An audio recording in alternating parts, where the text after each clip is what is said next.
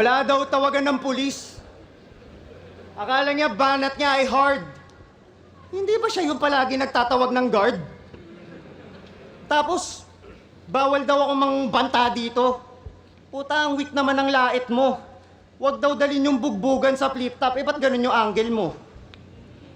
Tapos kanina...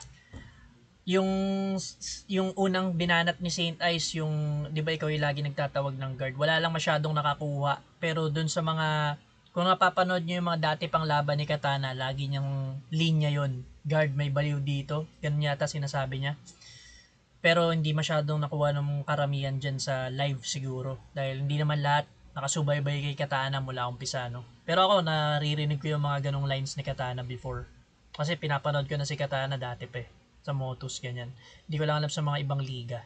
Tayo na 2 round na niya binabanggit. Pakul, dikitan ng tite, tamaan ng tite.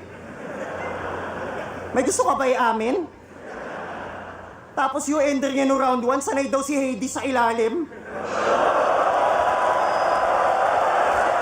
Bila ka na, putangin na mo! Kakantukin kita dito, putangin na mo! Ganda na naman ng freestyle doon ni Saint Ice. Nabalik niya yung ender ni Katana sa round 1. Dito niya pa ginawa sa round 3. Pucha. Alam daw yun ng pamilya ko?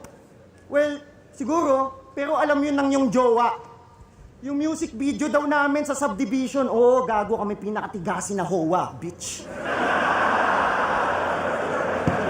HOA, HOA, Homeowners Association.